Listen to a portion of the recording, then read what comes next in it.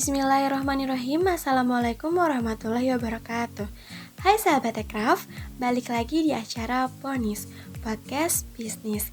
Hari ini kita akan membahas tentang bagaimana mempertahankan usaha kafe atau tempat kopi, coffee shop di masa pandemi COVID-19 ini. Buat teman-teman, tonton terus karena bakal ada giveaway 3 voucher dari Kopi Belakang. Caranya teman-teman tinggal komen di YouTube Pemrema UPI terkait dengan materi yang akan kita bahas hari ini.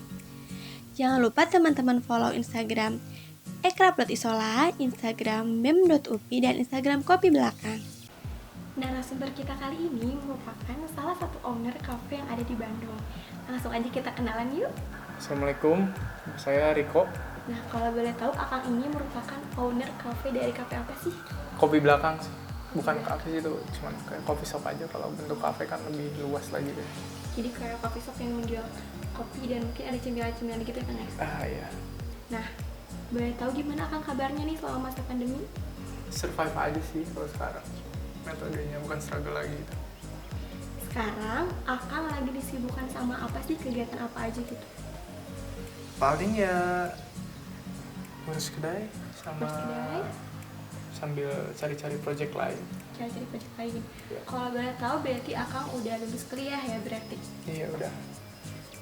Akang ini merupakan salah satu alumni dari UPI ya Kang? Iya UPI. Dari jurusan? Ilmu Ekonomi dan Keuangan Islam. Keren banget. Dari jurusan IEKI bisa menghasilkan pengusaha gitu ya, istilahnya pengusaha di bidang coffee shop kayak gitu. Oke, boleh diceritain nggak Kang mengenai usahanya dari sejarah atau mungkin apapun lah terkait dengan Kopi Belakang ini? Awalnya dari pas ngerasa gabut aja sih pas lagi kuliah gitu. Ngerasa gabut, terus juga kayak gue harus lakuin sesuatu nih gitu. Gak mungkin gitu-gitu doang sambil mau ngerjain skripsi gitu kan. Jadinya ya mungkin ngeliat peluang juga, ada tempat yang kayak gitu mereka kayak nawarin ke saya, terus juga langsung ini sih gue mikirnya kayak ya coba aja dulu gitu. Kenapa nggak diambil ya kalau ada kesempatan? Oke, kalau boleh tahu lokasinya di mana sih Kang Kopi Belakang ini? Kalau lokasi di seberang UPI sih, Gate 1 UPI ada Pusdikum kan, sampingnya ada rumah, nah lewat situ emang nyempil tempatnya gitu. Jadi Kopi Belakang ini merupakan awalnya dari kegabutan ya? Iya, nggak boleh. Kegabutan sendiri apa kegabutan bersama teman-teman yang mau nyusun skripsi nih? Iya, sendiri sih waktu itu ngerasa ya teman-teman yang lain juga kayak punya kesibukan lain gitu. Saya juga gabut nih mau ngapain nih, ya udah bikin coffee shop aja. Kebetulan kan ada beberapa sedikit tahunya tentang pola bisnis kopi gitu. Dulunya juga magang di bukan coffee shop ya, perusahaan kopi lah, PT Kopi Mobil Malabar kayak gitu. Jadi ya tahu aja sistemnya, lalu juga ya udah jalanin ke tempat, follow takdir juga sih kayaknya. Berarti Kopi Belakang ini pure Akang sendiri gitu ya, ownernya gitu? Oh, kalau misalkan ngebangun sih berdua sama temen. Nggak berdua sama temen? Yakin. Sama, sejurusan juga?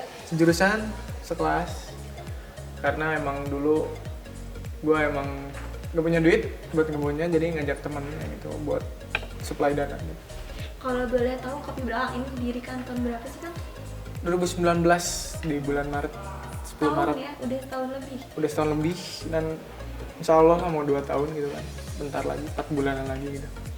Keren banget ya, dari hasil kegabutan kita bisa menghasilkan sesuatu yang luar biasa gitu, istilahnya menghasilkan uang lagi. Kapan lagi ya gabut ngasilin uang gitu.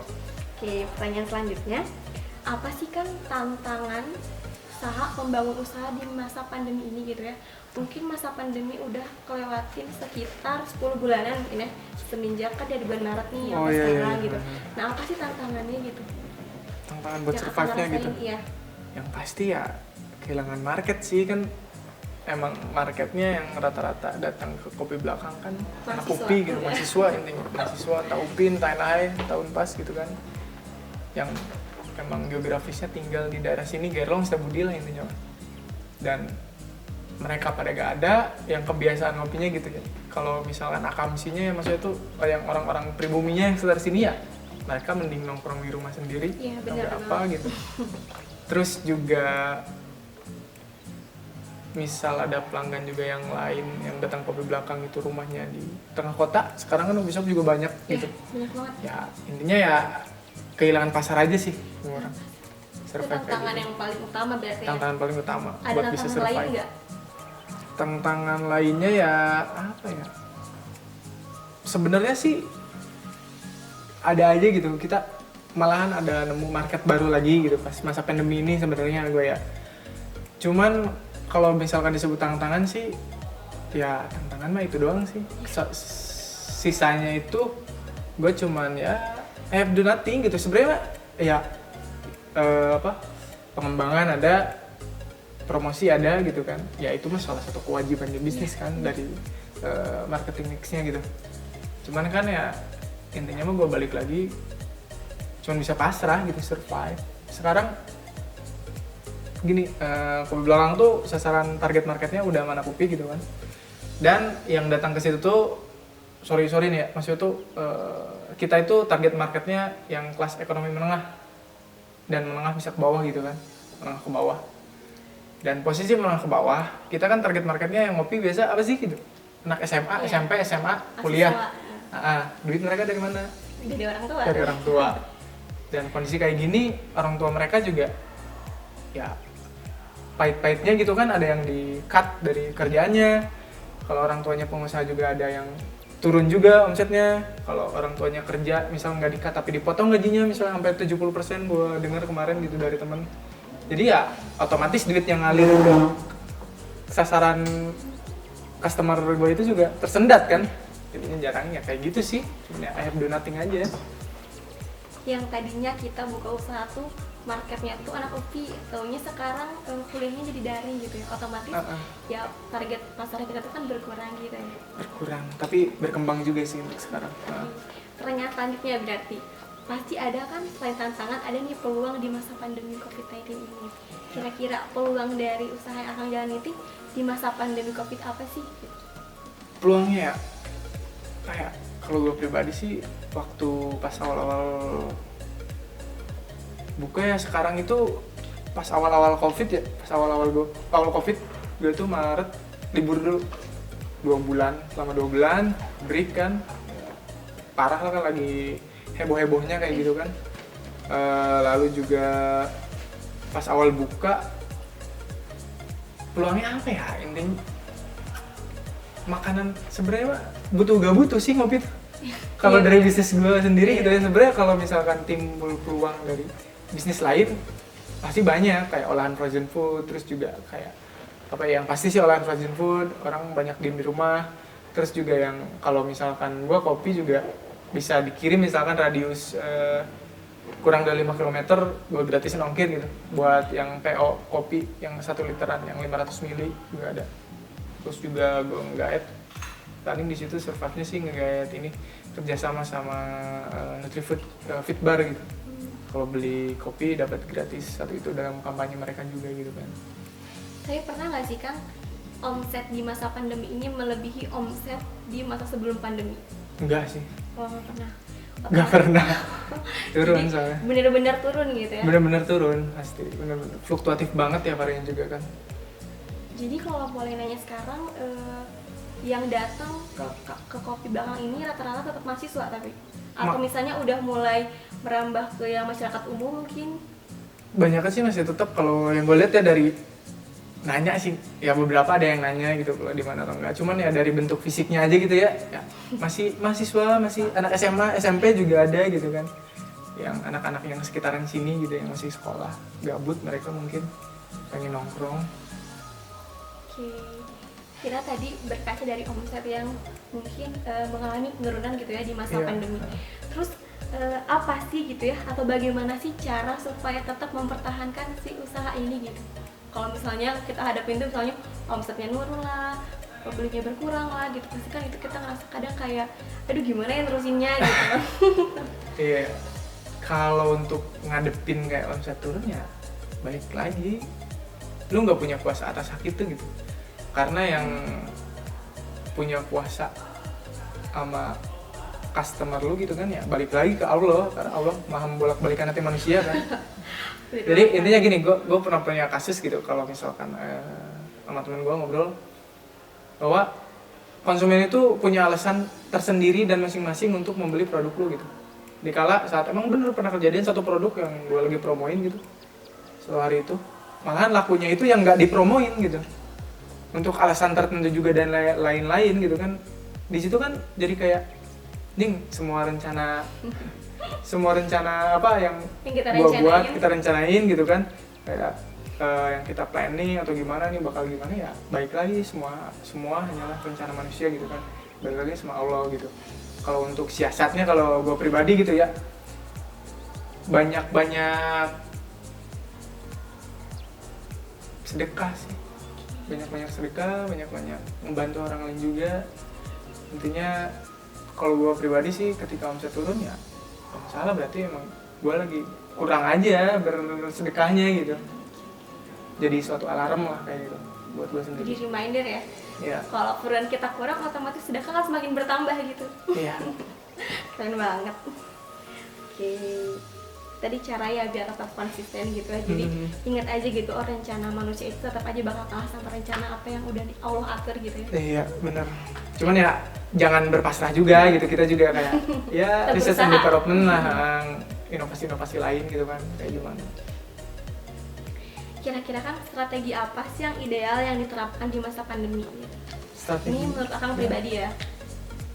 Apa ya, strategi ideal sih kalau masa pandemi ya kayak gratis ongkir sih kalau untuk yang rumah. Kalau awal-awal ya, sekarang masih sebenarnya kalau gue ngeliat udah pada cuek juga gitu. Udah banyak orang yang keluar ya? Banyak orang yang keluar, apalagi kalau misalkan ngelihat ke bawah gitu ya, ke daerah kota itu udah macet. Banyak orang banget gitu, apalagi daerah DU kan, udah sendiri ya. Udah mulai cuek, mungkin pas awal-awal ya. Ya gratis ongkir, promosi yang bukan termasuk penilaian nilai juga ya, pengurangan nilai juga kan, cuman kayak penambahan nilai gitu, kayak beli ini dapat apa gitu kan, kalau misalkan itunya. Jadi strateginya itu yang tadi gratis ongkir ya, karena emang mungkin orang sekarang lebih milih buat di rumah aja gitu, walaupun banyak orang yang udah berseliweran di jalan. Untuk berapa bulan terakhir ya? Untuk ya sekitar, pokoknya gue tuh buka pas abis lebaran aja, lebaran Idul Fitri baru buka lagi gitu. Pas awal-awal itu ya sekitar 2 bulanan awal lah, masih takut gitu kan, masih keluar ngandelin promosi dari partner kita juga gitu kan, yang Fitbar itu teh. Sisanya mah ya udah, gue juga kayak ngerasa ya udahlah, udah jalannya dan udah pada balik lagi. Ada pertanyaan lagi Kang, bagaimana pengalaman saat usaha sedang mengalami titik terendah dan akhirnya kembali dapat menyesuaikan? Di samping pertama yang gue lakuin itu ya banyak sedekah gitu, yang kedua ya inovasi, kita harus ngikutin zaman gitu, jangan berpasrah dan besar kepala sama hasil yang apa, misalkan bulan ini yang kita dapat gitu. Contohnya kalau misalkan dalam bisnis, ingat HP Nokia? Iya, ingat. Nah itu kan mereka tuh di saat menguasai pasar, mereka terlalu santai, tidak melakukan beberapa inovasi yang menarik, akhirnya mereka juga tergerus kan, kalah. Itu dari segi kapitalisnya, segi bisnis besarnya gitu, apalagi bisnis yang kecil gitu sekelas kita gitu, UMKM yang coffee shopnya juga cuman muat ya paling banyak 30 orangan gitu kan.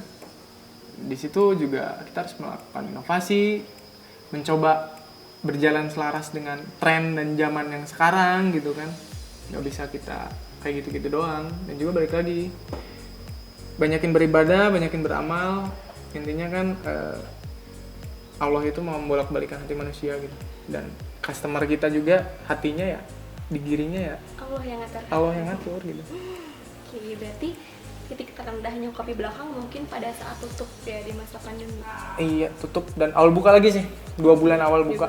Kalau di situ ngerasanya gue survive banget gitu. Udah mulai menyesuaikan, udahlah buka aja, yang penting ada pemasukan lah. Ada pemasukan walaupun sedikit gitu. Dan pas abis sebulan gitu ya, itu tuh abis sebulan buka, omset turun pasti gitu. Udah seenggaknya udah ada mulai traffic yang datang tuh udah mulai ada gitu. Bukan mulai ada ya, mulai agak rame gitu kan, mulai agak rame, lalu berita yang Sapa itu muncul di TV gitu kan, ampe itu tuh kayak temen gue aja sendiri gitu kan, apalagi pelanggan ya orang lain gitu, teman gue aja sendiri takut gitu ke situ, ntar zona merah kan. Padahal ya yang kita tahu sekarang ya corona ya udahlah gitu. Cuek aja. Cuek sih, gue belum pernah lihat orang yang kelepek-kelepek gitu mati depan corona gitu. Kalau mungkin misalkan ada, wah resikonya kena gede dong di kedai gitu, yang jaga, yang kerja di kafe belakang gitu, yang baristain, nerima duit gitu kan, apalagi yang duitnya duit fisik gitu, terima duit dari orang itu siapapun, orang itu pun juga nggak tahu itu duit itu dari mana gitu kan, kontaminasi kita kenanya tuh kan seharusnya lebih tinggi gitu, udah ketemu banyak orang, cuman ya masih sehat sih sekarang. Dalam melaksanakan pemasaran kopi belakang ini, media apa aja sih yang digunakan? Kalau pemasaran, oh ya. Pemasaran media kopi belakang itu sebenarnya cuma satu doang sih, kita punya Instagram dan mainin Instagram Ads pas awal-awal. Cuman ya pemasaran paling ampuh itu ya dari mulut ke mulut gitu. Dari kita tuh ngejual pengalaman buat situ tuh. Gini contoh, gimana ya? Marketing kita tuh jadi kayak sebuah pemicu buat orang beli ke produk kita gitu.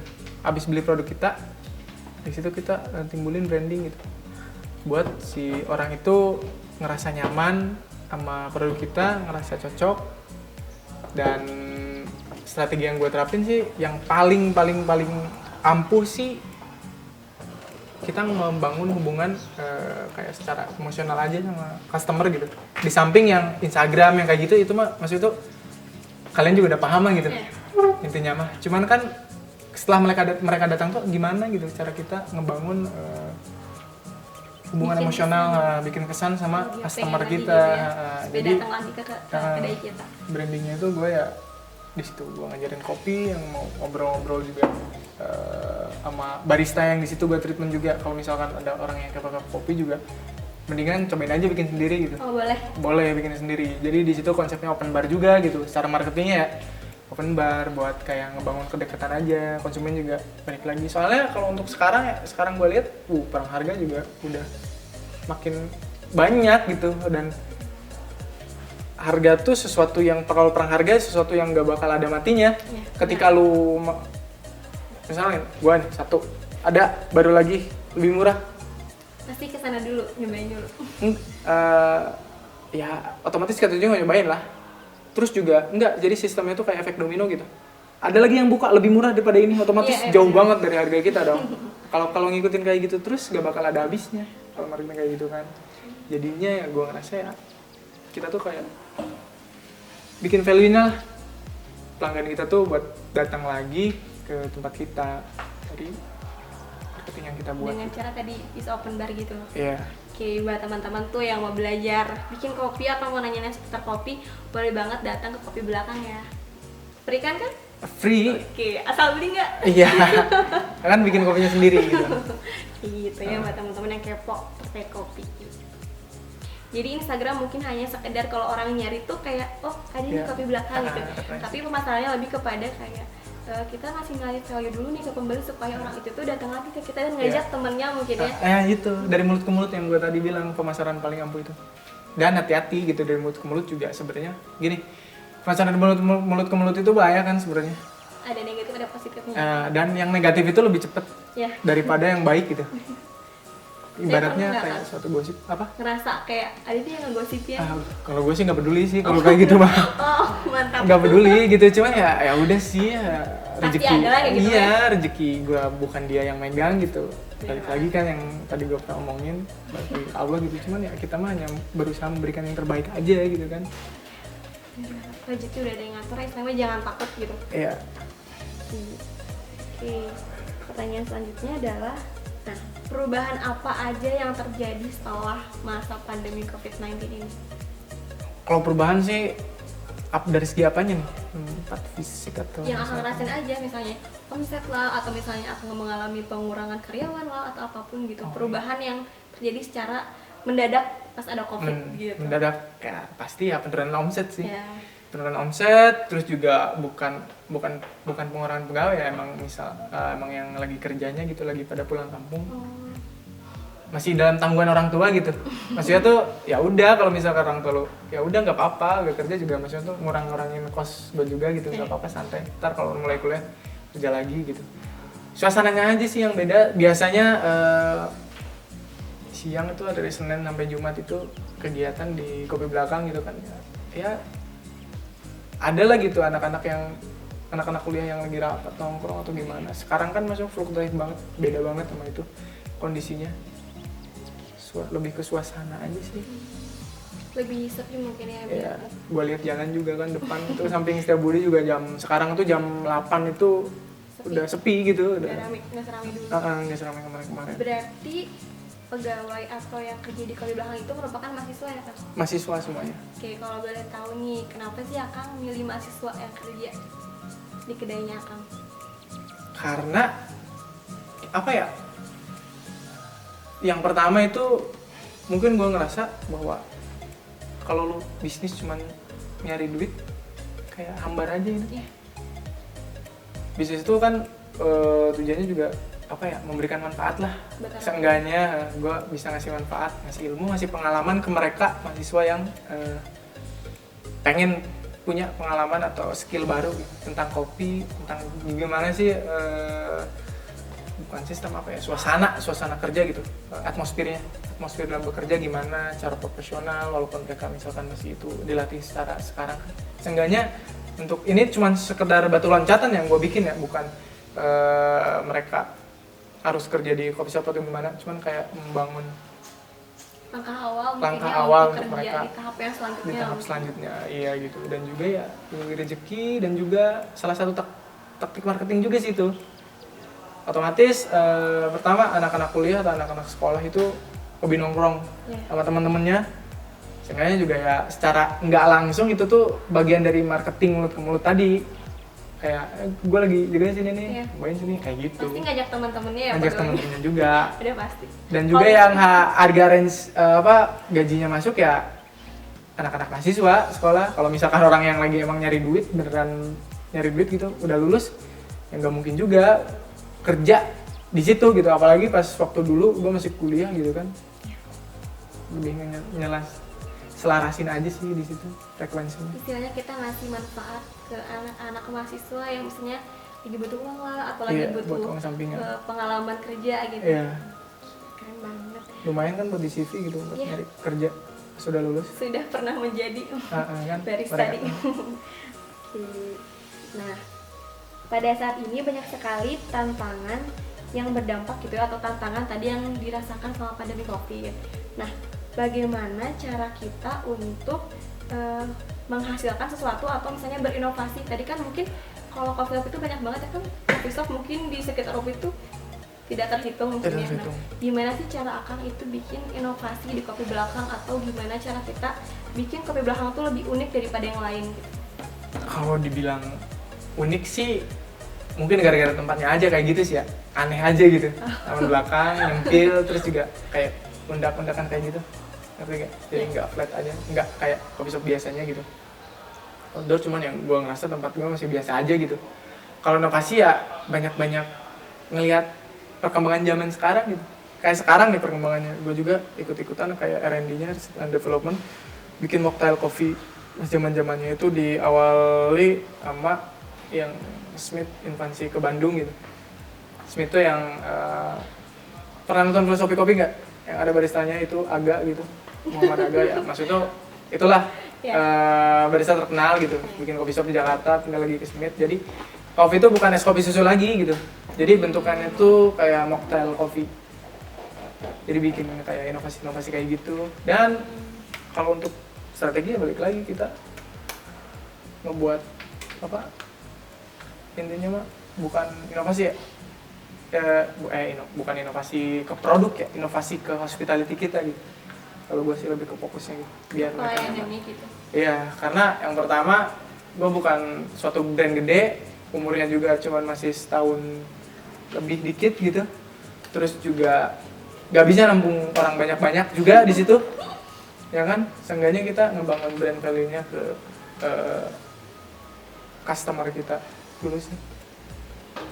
Intinya mah pengen lebih biar customernya tuh pengen balik terus ya ke Iya. kafe kita. Iya, soalnya Kita nggak ada lagi gitu. Sekarang untuk gaya customer baru agak pada sulit sepi kan, mungkin ya. gitu. Sulit gitu. Mereka tuh yang balik lagi gitu. Sebenarnya kalau basic kedai kopi kecil ya, kecuali kalau misalkan kalau lo lihat di bawah gitu banyak yang coffee shop gede, trafficnya juga banyak orang yang itu bolak-balik situ kan. Mereka juga tempat ya bisa nampung 100 orang lebih ya. Itu wajar, tapi kalau untuk kita yang kecil-kecil ya membangun aja kedekatan dulu, ntar juga secara gak sadar kita juga dimarketingin sama loyal customer kita gitu. Benar. Pertanyaan selanjutnya, apa langkah yang harus diambil pada saat kita ngerasa oh usaha kita lagi nggak baik-baik aja nih? Langkah awalnya apa sih yang harus lakuin kan? Banyak kayak beribadah dan beramal. Balik lagi. Ya, iya, gak bisa. Kita tuh manusia gitu. Sebagus-bagusnya planning yang gue buat, sebagus-bagusnya aksi yang gue buat gitu, tetap aja balik lagi yang ngendaliin hati customer ya balik lagi ke Allah gitu. Kita nggak bisa ngelakuin apa-apa. Lu mau promo buy one get 10 juga, kalau misalkan emang Allah nakdirin gak bakal ada yang beli, yang bakal ada yang beli. Kalau gue sih di situ nggak terlalu ambil pusing. Oh berarti emang reminder balik lagi ke gue buat lebih banyak beribadah, banyak beramal gitu. Berarti intinya kalau akan ngomong kalau lagi ngerasa usaha nggak baik-baik aja tuh, oh berarti ada yang salah nih sama amal kita gitu, atau ada yang salah sama ibadah kita. Iya, bener Jadi gitu. harus ke usaha gitu ya. Iya, bener kayak gitu. Di samping ya, gue juga sadar kalau belakang tuh masih tempat biasa aja kayak angkringan. Nggak tempat bagus, kalau misalkan dibilang tempat bagus, coffee shop yang keren gitu ya. Pernah kan, masa orang Bandung kan, masa Iya, pernah gitu pernah. keliling-keliling itu Iya. kayak di bawah itu, dari mulai yang outdoor sampai indoor, dari mulai yang konsepannya kayak gimana, Iya. luar negeri kayak gimana kan tahu kan. Tahu. Kalau dibandingin kayak gitu ya, anjir gua cuman coffee shop yang cuman di halaman belakang kayak gitu punya power apa gitu. Udah ya? Kita ke Allah ya. Iya gitu. Buat orang tertarik lagi ke situ. Terus juga kita ngejaga kualitas produk kita gitu. Biar sebanding lah sama nilai yang mereka keluarin gitu, sama customer kita, kayak nilai uang yang customer kita keluarin buat harga kopi kita gitu. Istilahnya worth it lah ya. Worth it yang gitu mereka lah gitu. keluarin sama Ha. kayak apa yang mereka dapat gitu. Ya, Oke, pertanyaan selanjutnya, bagaimana menjaga produktivitas di tengah pandemi? kalau untuk menjaga produktivitas sih, yang pertama kita harus sehat ya tengah pandemi itu, biar kita juga punya pikiran atau ide yang sehat juga. Yang kedua itu kalau lo mau memotivasi diri sendiri gitu, buat lo lebih produktif, intinya lo harus lihat ke atas dulu gitu. Gue kadang suka mikir kayak gini, anak-anak di umuran gue yang lain, mereka tuh udah bisa ngasilin duit berapa banyak gitu kan. Kayak kalau gue misalkan masih cuma males-malesan, pasrah sama keadaan, selalu mengutuk keadaan gue kayak gini, lo nggak bakal berubah gitu. Intinya ya, kalau misalkan lo mau nyari motivasi, lihat ke atas. Orang lain yang seumuran lo, yang sama umur yang sama lo, bahkan yang di bawah lo umurnya kayak gimana. Kalau cowok tuh kayak gitu ya, mungkin disebutnya kalau cewek insecure kayak gitu. Udah nyampe mana mereka tuh gitu. Kita masih di sini aja. Iya, dan balik lagi ketika apapun yang kita bukan kita keluhkan ya, kita target gitu, bahwa kita juga selalu bersyukur, selalu lihat ke bawah, selalu menunduk bahwa kita juga udah nyampe di titik ini. Banyak orang-orang yang masih kurang beruntung daripada kita. Kita tuh kalau misalkan gua ngerasa gua pribadi ya, gua tuh masih beruntung banget gitu. Masih beruntung banget ketika lu punya atap rumah untuk tidur, kasur yang empuk gitu, dan juga lu bisa makan tiap hari, nggak kelaparan, lu itu udah lebih beruntung daripada ribuan orang yang di luar gitu. Coba bersyukur aja kayak gitu. Jadi yang dari bersyukur itu kita menghasilkan keinginan untuk lebih produktivitas ya. Dari biasanya gitu. Yang kayak kita mandang orang, kita masih di sini aja nih, sedangkan orang udah tadi ngasih omset yang luar biasa gitu ya mungkin. Tapi Kang mau nanya nih pribadi gitu, ada nggak sih kebanggaan tersendiri menjadi owner dari sebuah coffee shop? Gimana ya? Kalau gue sih, karena emang udah biasa jualan gitu, dari dulu dari semenjak SMP. Ya ibaratnya kan itu juga, gue sebagai owner dari brand yang gue jual gitu. Ya kalau ngerasa kebanggaan sih waktu itu bangga aja gitu secara bisnis fisik yang fisiknya ada gitu kan. Enggaknya dulu kan gue jualan cuma produknya aja, tempatnya itu nggak ada. Ini jualan produk plus tempatnya ada gitu, bertahan sampai setahun. Pas gue ulang tahun setahun itu sih, pas udah setahun kayak gue ngerasa wow gitu, sampai setahun gitu dengan gue nge-build tim di situ, ngejaga stabilitas kopi belakang. Gue di situ merasa bangga, dan apesnya juga pas akhir bulan Maret juga itu tutup 2 bulan corona datang gitu. Oke, sekarang kita langsung cobain aja yuk produk dari kopi belakang. Gimana nih, boleh nggak Kang? Coba. Iya boleh silahkan.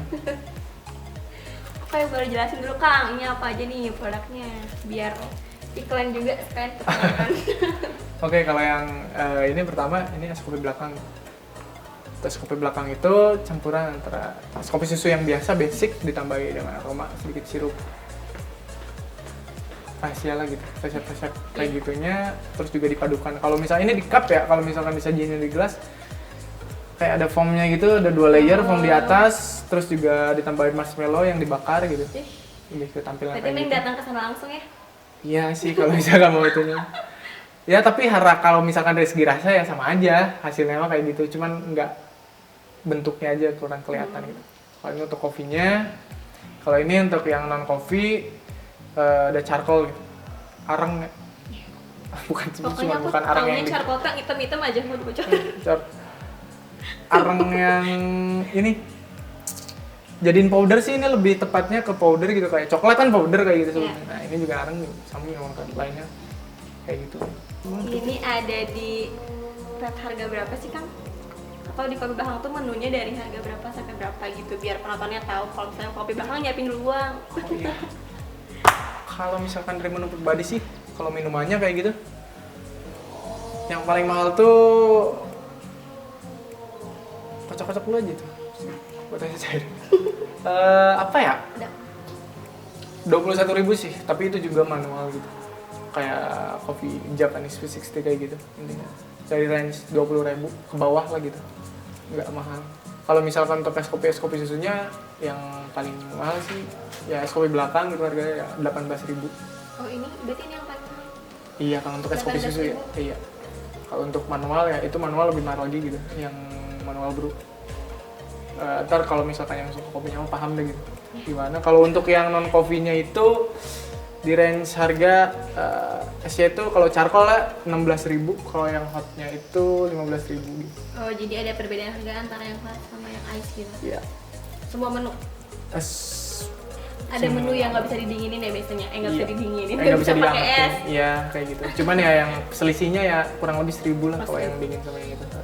Kalau menurut aku sih Kang ya, kalau misalnya harga ini yang paling mahal 18.000 itu murah gitu. Kalau menurut aku, iya. Jujur aku nggak suka ngopi, tapi setahu aku tempat kopi yang biasa juga aku kayak pernah datang gitu ke coffee shop yang biasa gitu, itu tuh mahal gitu kata aku. Kalau 18.000 ya masih cocok lah di kantong mahasiswa. Kantong mahasiswa, karena Iya. target pasar gue mahasiswa gitu. Iya benar. Cuman ya nggak salah juga mereka mahal gitu, karena lo datang ke situ tempatnya juga bagus kan gitu. Iya. Maksudnya tuh tempatnya juga profesional, mereka tuh nyiptain tempat itu bukan desain sendiri gitu, maksudnya tuh pakai yang profesional kayak arsitek kayak gitu kan, mereka build kayak gitu. Tapi ini rasanya enak. Oke, kita cobain yang kedua ya.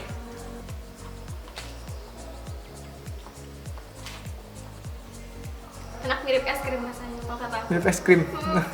Karena kalau aku nggak suka kopi ya, Iya. kurang suka gitu. Nah kalau ini kayaknya kalau misalnya aku mau ke tempat makan kayaknya beli yang non kopi aja Non deh. kopi aja Iya. gitu. Banyak di situ kan. Oke, makasih ya Kang produknya. Iya, sama-sama. Buat teman-teman yang pengen nyobain produk dari kopi belakang, tinggal datang aja langsung kemana kan tadi? Ke Jalan Setiabudi nomor 236. Oke, ditunggu ya. Paling segitu aja kan podcast hari ini gitu. Harapannya dengan adanya podcast hari ini dan wawancara bersama Kang, teman-teman yang nonton jadi tahu gitu gimana sih caranya ngebangun atau gimana caranya mempertahankan usaha coffee shop di masa pandemi ini. Ini gue lurusin lagi ya, misalkan kalau buat yang denger, kita sharing aja gitu. Gue emang di sini nggak bermaksud untuk mengajari gitu, bahwa gue cuman ceritain pengalaman pribadi aja kayak gitu, nggak bermaksud ngajarin. Gue masih jauh, gue juga pribadi masih belajar gitu kan, jadi ya tetap lakuin apa yang lo mau. Intinya kita cuma berbagi ya kan, Berbagi gimana sih awal mula misalnya Kopi Bahagia terbentuk gitu, sampai cerita, sekarang ngobrol-ngobrol biasa cerita aja lah ngobrol. kayak gitu. Makasih ya buat teman-teman yang udah nyimak sampai akhir. Sekian dari Ponis hari ini. Wassalamualaikum warahmatullahi wabarakatuh.